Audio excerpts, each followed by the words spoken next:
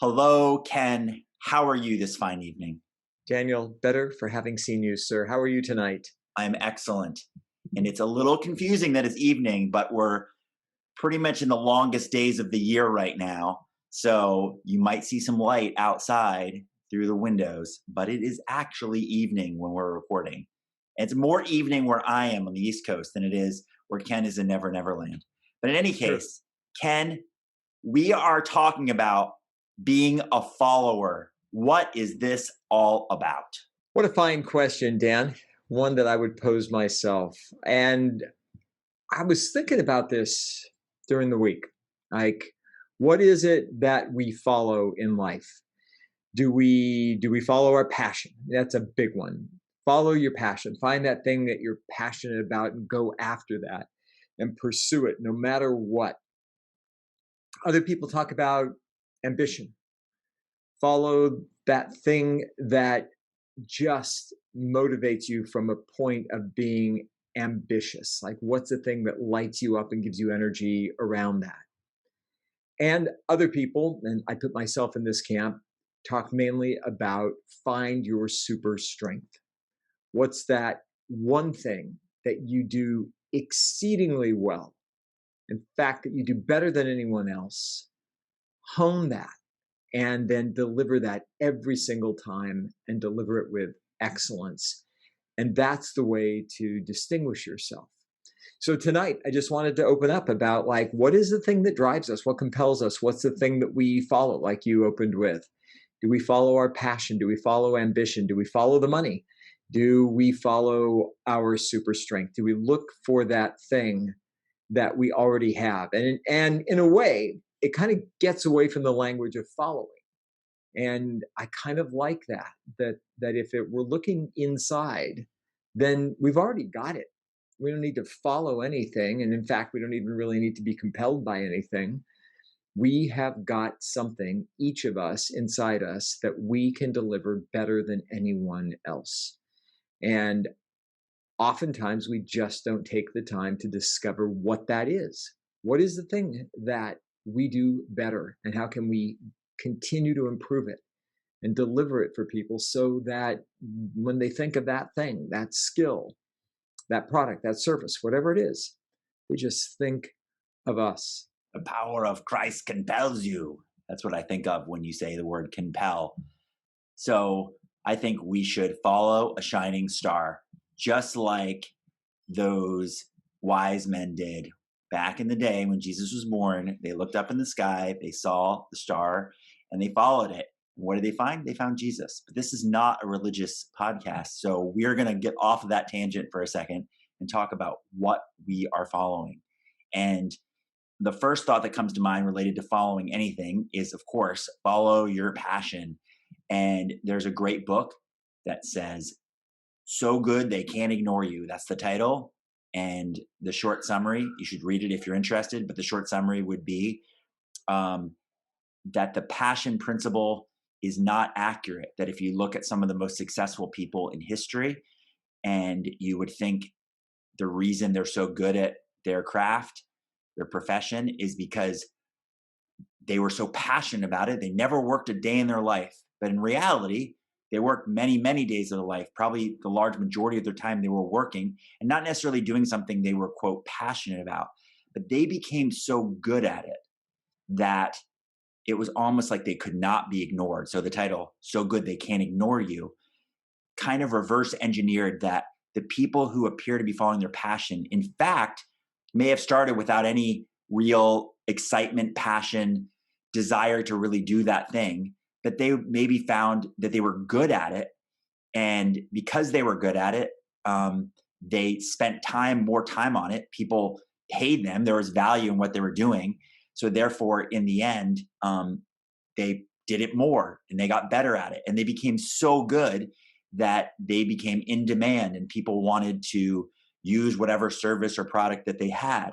And what became the passion for them was how good they were at it, right? Like they got such significance, pride, all those positive emotions from the fact that they were so good at it and people valued how good they were so much that they could receive very great compensation for the value that they were providing. So then if you look at it now, they're like, wow, you really have a passion for what you're doing. When in fact, they probably were just really good at it. And then they became so good at that that it looks like now it's passion, but it kind of grew into a passion. It was almost like the metaphor of a slow kindling starting, right? But then it turns into a raging fire. And then everyone sees the raging fire, but nobody would see that tiny little burning embers. But everybody notices the raging fire. So I think passion, something you follow, it's hard to notice. If you're trying to follow it and trying to pursue it, it would be hard to notice because, in fact, it might just be this small thing that you're like, I am really good at that. That is something that I enjoy doing. People have told me that they would pay me to do that for them. But to notice that and maybe pursue it a little further to see if it starts to grow big enough where it becomes that raging fire so people start to notice it. And then that way it's a burning passion inside of you. I'm super passionate about medieval theology. No one's going to pay me a dime for that, and I'm really clear on it. And so I think that's one of the things when I started like contemplating this notion of passion or ambition and our strengths. I think that's one of the things that really got my mind in the right place. And I've realized that the reason I've succeeded over time hasn't been because I have followed something that I'm necessarily passionate about. It's because I've identified that thing that people say that I do well. And in fact, that's an exercise that I put people through when I'm coaching them or working with a company. I'll ask them to list their top 5 things that they've heard people say about their strengths, not what they think their strengths are, but what other people tell them their strengths are. You are amazing at solving conflicts. You are amazing at getting a project done on time. You're amazing at bringing a project in on budget when we don't think there's any possibility of it happening, and you make it happen. And then to be able to narrow that down, usually by asking people when they're up against a wall, what's the one strength time and time again that you turn to every time to help you overcome that particular struggle? And by doing that, I've found that people can actually narrow down and talk about what their super strength is. What's that thing that they do really well? And if you're an entrepreneur or a solopreneur, you can use that to build or enhance your business. If you're an employee at a company, you can use that to grow in your own position and to also advance your position in the company. I think passion has a part to play in our lives. Don't get me wrong, because when I want to do something that I feel passionate about, like sit down and read about theology. I'm passionate about Paris. I'm passionate about studying languages. But again, I'm not going to make any money off that. That's not going to be a living for me. But man, that passion is a beautiful thing to have in life. I think the problem, Dan, is that we've collapsed those things that we're passionate about, and we think that that has to be the thing that makes us a living.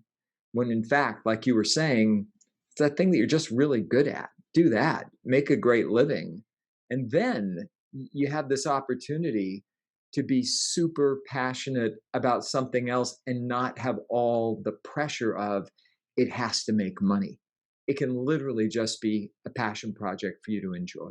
So, in my experience, if you're up against a wall, you're either being arrested or it's a really freaky situation. But in any case, no, I totally agree with your last point. That's where I was headed with this, which is to say that to follow your passion can simply be what you do with your free time. And I absolutely agree that it's probably bad advice for a guidance counselor, a parent, a coach, a teacher, somebody to tell somebody when they're young, just find something that you enjoy doing, that you're passionate about, and go do it. Because you're right, Ken, there are not a lot of things that probably align really well with people. There's demand for it, people get value from it, and people will pay for it. And that you're also like, I really like doing this. Probably the best example, and there are many exceptions to this, is probably a lot of young people would say, I love video games, right? And it's like, well, yes, you could become a video game designer or a bug tester or something else. But the reality is that's like the one in whatever thousands situation that would pursue, where there are many more standard jobs, right? That are not about like the things you do with your spare time, like playing video games. But if you enjoy those video games. That's what you're passionate about. You can do that with your free time and just use it as a sense of enjoyment. If you're not enjoying your life, like what's the point, right? And so if you have things you're passionate about, then do those things in your off time, in your free time. And if people start to notice you and people start to say, wow, like I would pay for that, then test that. Test to see if they'll really pay for it. And they're not just your good friend or family member that's telling you you could do that. There's a really interesting commercial that's on right now. It's for one of the credit card companies. And they kind of reverse this big bakery. I think it's for like cookies or something. And they keep going back in time to like where like they were smaller and smaller and smaller. And then somebody got them a mixer for Christmas. And they're like, we don't even bake, right? But really, like that's the starting point. You're like, oh, I have a passion for making cookies. And it's like, well, make cookies and see if people are willing to pay you for those cookies. And then maybe that passion project could turn into something bigger. But I really think it goes back to this the question Ken asks his coaching clients, which is, what do people tell you you're really good at? What if people ever told you, oh, I pay for that, or I wish I had that thing that you do or provide services for? And then just do it because you enjoy it. And if you have this, I'll say, delusional belief that it's like, what if I could just do that as my primary job? Well, explore that further, test it out. All good ideas need to be tested out.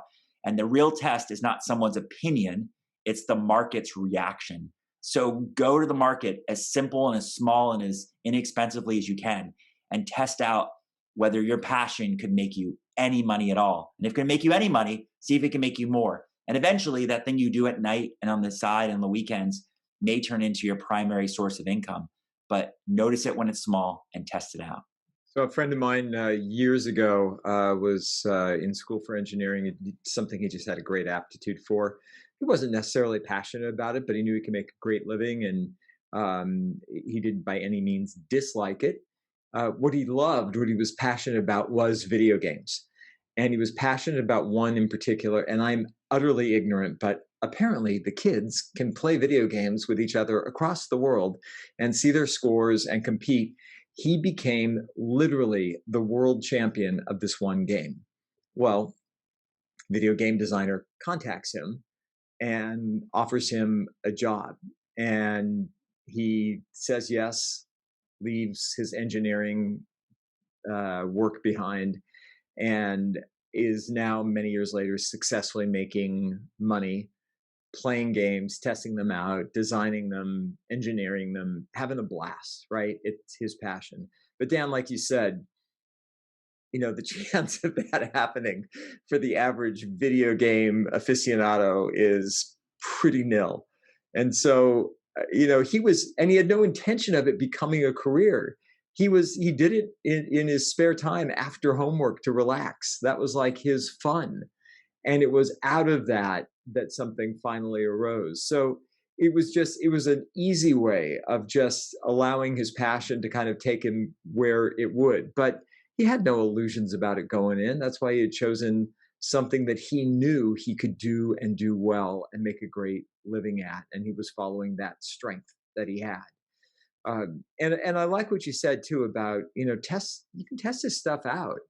Like, if you think that you've got an amazing amount of information about something, like, let's say you love to travel and you think you could be a successful travel blogger, there's ways to test that out. You can post stuff online. You can send things out to different publications and see if they buy it. You can try all sorts of different things, see how many followers you start to gain. There's a ton of things to do. And I think that we've put everything in their silos for so long. It's like you're following your passion and that's what you're doing and that's your profession, or you can't follow your passion. You just have to make money. Passion plays no part in this. And like you were saying, you can do something just for the love of it. You can do something just to enjoy it. It doesn't have to be anything more than that. If it develops into something, that's fantastic. But I keep coming back to, we've all got unique skills. And there is something, if we take the time, and this is something that I think we have a hard time with, if we get silent more often, we actually take time for some meditation, for quiet, just for thought, no screens on, and allow ourselves to actually go within and take a look at what we've got, we have an opportunity to actually find what that strength is, to test it with others, and then to be able to just build that up. So in the example with your friend in the video game, that's literally the title of that book. So good they couldn't ignore him, right? He was so good, he was the best. And they're like, they took notice of how the raging fire of his talent. And they're like, we're gonna reach out to him. And it sounds negative or bad coaching to tell people like, don't follow your passions because it's rarely ever gonna turn into something you could do. But I think I always say positive expectancy with perspective. And I always say, tattoo the word perspective on your arm. And all that means is that anything that you're pursuing, anything you're following, you have this positive expectation. You're like, I think it's going to go well for me, right? But the word perspective is tattooed on your forearm. So when you look down, you realize when things aren't going at the speed you like them to go, or they never work out, or it's been a long time, you go, oh, yeah, my coach told me about this. He said, it's really difficult to make this happen. It's the one in whatever thousands of people, right? It may never work out. I may need to change my approach. I may need to try something different, whatever. But you still go in like, you know what? I'm going to make this happen. I'm going to be optimistic and positive about it. But you have that knowledge and perspective to be like, it may never work out, which leads me to the question I ask all of my coaching clients, because all of them, and I'm included many, many times in my life, were kind of delusional in this optimism of going like, no, I will be the exception to the rule. This will be different than everything else. I will defy the odds. I will be the new statistic. And so I asked the people, what if it doesn't work out? Would you do this anyway? Like, would you spend time doing this? And if it turns into nothing, it makes you $0, would you still do it? And if they say, no, I'm only doing this because I want to be successful and want to make all this money, then I say, stop now. Like, why? And I say, because the perspective you need to have is the odds are against you, right? So if you're not enjoying it just for the sake of enjoying it, don't do it. And that's the reality of what Ken and I are doing. I'll at least speak for myself. I can't speak for Ken, but it's like we continue to record these podcasts, and we both, I think we're on the same page. It's like, you know what? This could be absolutely nothing. We could never build a large audience and nobody could ever notice us. But I think there's an enjoyment, a mutual enjoyment that at least, hey, we get to see each other's faces and we get to have conversations about interesting topics. It keeps us sharp on the ability to talk about different topics. And even if it stays to be a small number of people that actually spend time listening or watching this, we would still do it. I think that's the answer. My answer to the question of like, well, what if this never turns anything? What if you never make any money off of this? I'll say, well, it's still a nice chance to see Ken's face and have these conversations every week. So that's my answer too. And ask yourself that question. Would you do it if you're never successful with it and you never make a dollar? Aw. I like seeing your face too, Danny. So it is, that's 100% right on, man. This is a perfect example. We love doing this. We love seeing each other. We love talking, sharing ideas. And in my mind, when we conclude each week, I think, if one person listens to this, watches it, and gets a piece of information out of it that's useful for their lives, man, I'm super happy. That'd just be great. If it does turn into something bigger, that'd be great too. But I love what I get from this, and I love what I feel like we're contributing to others through this. Just like for the sake of doing it, there's enjoyment and pleasure in it. And it's such an obvious example. I'm surprised if I didn't start with that at the beginning, but it is such an obvious example of what we're talking about. This is something that feels great. I love exchange of ideas. I am passionate about that, and so if it grows from here, fantastic. If it doesn't, we get to have a good time with each other and maybe even contribute to somebody else's life. And in the meantime, we are both engaged with each other, talking about what we do in business, talking about our unique strengths, how we can continue to leverage those, how we can build those, using each other for accountability, using each other for encouragement. And that's a great thing too. And so I feel like, you know, we've got a life that's in harmony. We've got great family and friends. We've got something that we love doing together. We have work that's rewarding. And I think that by not making that thing that you were passionate about have to be the thing that makes you money, it just frees you up to enjoy it. It takes all the pressure off of it. I'll give you one other example of a friend who had started this travel site. He's traveled now. He's young. He's 24 years old. He's traveled to 30 countries, and along the way, he's learning all this amazing stuff about travel and how to do it. And he actually has a job that he's doing, uh, or had a job that he was doing that kind of fueled the travel in terms of the money part.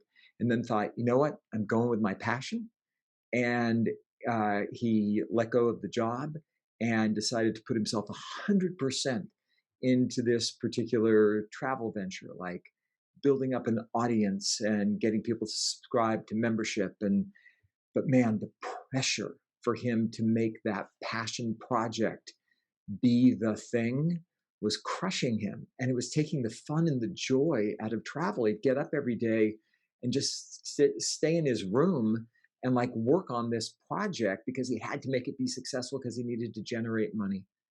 And all of a sudden the joy of like traveling the world started to fade. Well, he ended up, he's a software engineer, so he ended up getting a job that he could do remotely, took the pressure off, allowed him to earn money without really having to think too much about it. And now this other project is just starting to flourish on its own because he took all the pressure off of himself to make it have to be successful. And so I would urge people who are listening or watching to think about that too. If there is something that you're passionate about that you really want to do, um, give yourself a break. You know, earn some money just to take care of the bills, even, so you don't have to have that pressure on it, and you can allow your creative mind to flourish with that thing that you're passionate about. In the end, the biggest takeaway is if you're going to be a follower of something, be a follower of this podcast because we give you a lot of great life lessons from two unique perspectives.